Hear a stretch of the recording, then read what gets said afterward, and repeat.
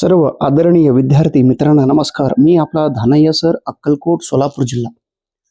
विद्यार्थी मित्रांनो, 2026 मध्ये होणारी महाराष्ट्र टीईटी परीक्षा आणि फेब्रुवारी 8 फेब्रुवारी 2026 रोजी होणारी सीटीईटी परीक्षा याच्याबद्दल थोडं माहिती मी तुम्हाला सांगणार आहे. आणि त्याचबरोबर ह्या महिन्यामध्ये जानेवारी महिन्यामध्ये महाराष्ट्र सेटचा एक जाहिरात येणार आहे सेट परीक्षेची. ओके, तर मी जेव्हा कर्नाटकच्या विद्यार्थ्यांसाठी व्हिडिओ तयार करीत होतो तेही व्हिडिओ तुमच्यासाठी सुद्धा उपयोग पडणार आहे. हा, ओके. हॅलो रजना, हॅलो, बंदी आली संगीत बंद. हा बा बा बा बा. तर तुम्हाला सांगायचं एवढंच की आता मी खरं तर महाराष्ट्र सेट परीक्षेसाठी फोकस करणार आहे आणि त्याच्यासोबत एक थोडक्यात मला मिळालेला एक अनुभव टीईटी परीक्षेसाठी मला मिळालेला अनुभव सुद्धा मी तुमच्यासाठी सांगणार आहे. जे टीईटी परीक्षा देणारे विद्यार्थी आहेत, जे सीटीईटी देणारे विद्यार्थी आहात, त्यांच्यासाठी हा खास व्हिडिओ आहे. तर काल झालेल्या कर्नाटकच्या टीईटी परीक्षेत 51 विद्यार्थी पास झालेले आहेत.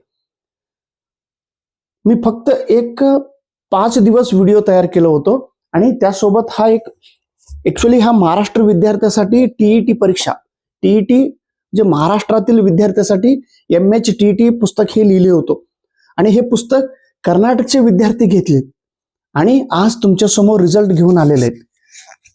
अतिशय महत्वाची ही पुस्तक आहे.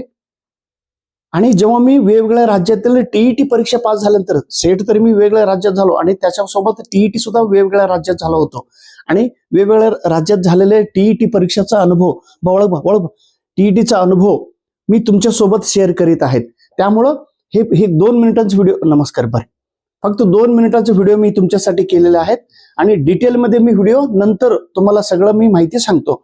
सर, येणाऱ्या टीईटी परीक्षा आणि येणाऱ्या सीटीईटी परीक्षा तुम्ही सगळ्यांनी पास व्हायलाच पाहिजे. ऐक खुर्ची तो रजन, खुर्ची तो हा चटा अल्ल हसगोल चटाई नोडली एल इडता झालं. मी तुम्हाला नंतर मी सगळं डिटेलमध्ये माहिती सांगतो. 51 विद्यार्थी काल झालेल्या कर्नाटकच्या टीईटी परीक्षेमध्ये पास झालेले 51 विद्यार्थी. आणि प्रत्येकाचं नाव मी घेत बसत नाही.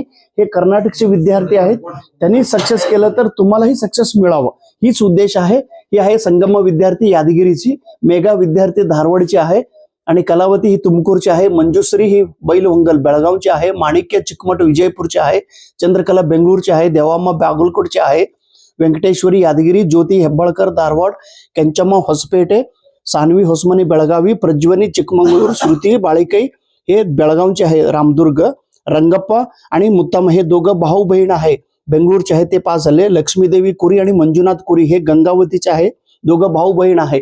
त्याच्यानंतर अनुषा ही बेंगळूरची मॅडम आहेत, सिद्धलिंगम्मा रायचूरचे आहे, प्रियांका मेत्री अथणी बेळगावची आहे, सुषमा गोलगेरे मठ बिजापूरचे आहे, सुनील कुमार चिकबळ्ळापूरचे आहे, अरविंद बिरादर हा माझा विद्यार्थी आहे, अक्कलकोटचा विद्यार्थी माझा.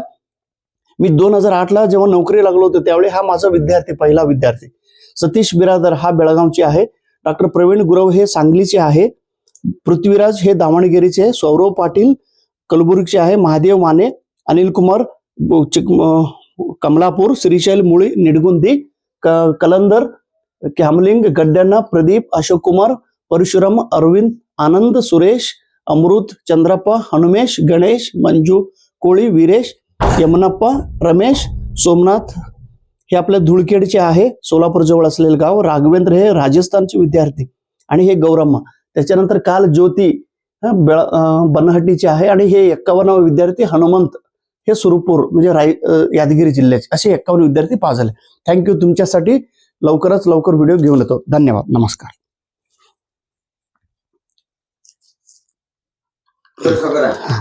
साकोरू